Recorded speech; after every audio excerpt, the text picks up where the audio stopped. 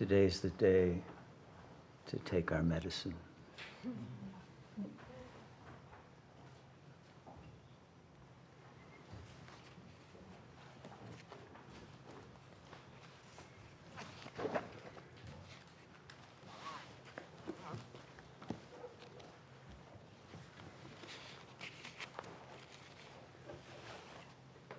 What is the medicine, by the way, that is so hard to take? You got it. That means you're taking the medicine. The ego can't handle love.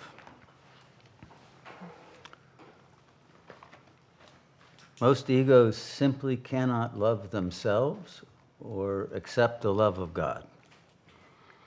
Some egos can't even love God because they're angry. They're too angry about their karma, as if it's not their own responsibility for their karma. They blame God.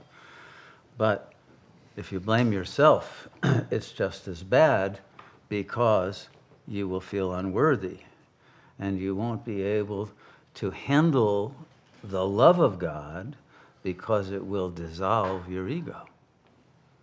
And the ego wants to survive. Even though it hates itself, it wants to survive in that hatred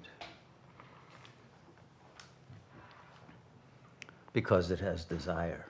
It doesn't have love, but it has desire, and it wants to satisfy its desires. So it can't take the medicine because the medicine will kill the ego. Because the ego is the illness. If you want to be healed, what are you healed of except the ego? So the medicine kills a parasite that unfortunately people are identified with.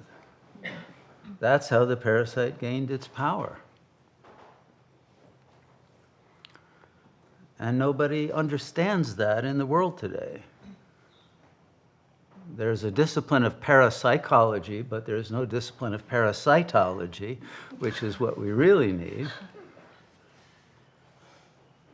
But instead, the field of psychology just supports the ego. It doesn't recognize that the ego is a false self that not only impersonates the real self, but degrades it, drains it of energy. It's a vampire that takes over and usurps your consciousness.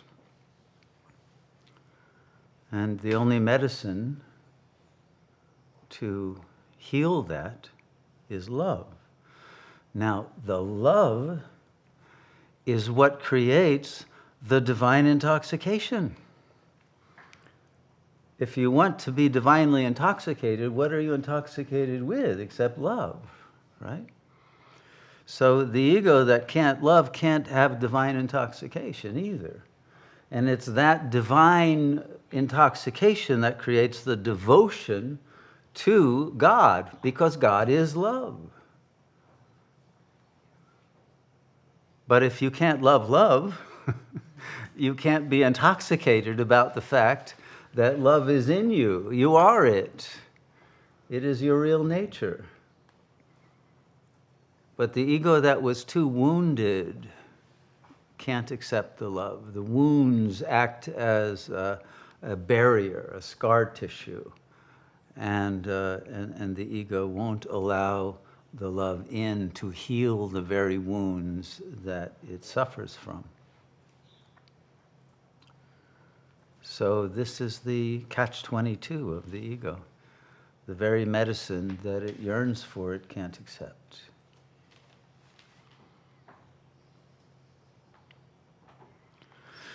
So the solution, of course, is with whatever margin you have of recognition that you're not the ego, to whatever extent there remains a free sector of consciousness that hasn't been taken over by the mind control complex of the ego, you have to join with that healthy part, put all your attention there, and that healthy part will then unite with God consciousness and bring in the love. It's like a guerrilla war that you have to fight. You have to be Shiv Guevara and finally come in from the mountains of God and take over Havana and remove all of the brothels and bring about a new regime of love and divine law. But this has to be accomplished through the accurate understanding that love is not a subject-object duality. It's not about loving another, because for the ego, when it says, I love another, whatever it might be, a person or a drug or whatever, it's desire. It is not the purity of divine love, and it's divine love that's the medicine. And that medicine heals us from not only the malady of the ego, but of the ego's projections of a world that is a miserable place to have to hang out. And it allows your energy to be extracted from that illusion to discover the real that has the power to change that environment that is the ego's own dream, and turn it into God's dream, which is a loveful dream, a beautiful dream, and to be the dreamer. So this is what we want to go into today and to explore in some depth.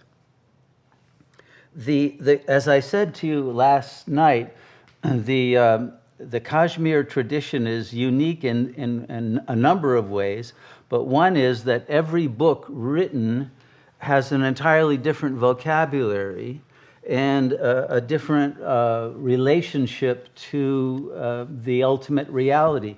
The doctrine of recognition, for example, this is a commentary by Kshemaraja of a book by Utpaladeva. Its first sutra is, let me find the page. It's this, the absolute chitti. Chitti is the feminine form of chit. Okay? So the book is not dedicated to Shiva, but to Shakti. The absolute chitti of her own free will is the cause of the siddhi of the universe. Siddhi means the power. She has created this out of her own power. And it is her own projection on her own internal screen of consciousness. It is a hologram occurring within her consciousness. And she creates it out of her own free will.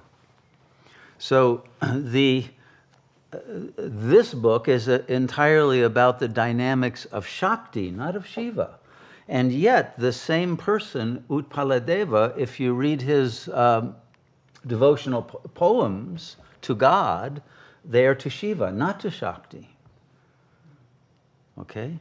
So it's very interesting. We have to understand Shakti, but we can't understand Shiva. But we can adore Shiva. So that's how the jnana and the bhakti are related. For Shiva, you can only be devoted and surrender and love, because Shiva is beyond the capacity of our intelligence to understand. But Shakti is not. And so we can understand the whole dynamic of the pulsation of reality, from the creation out of the singularity to the withdrawal back into it. It's all there now in quantum physics.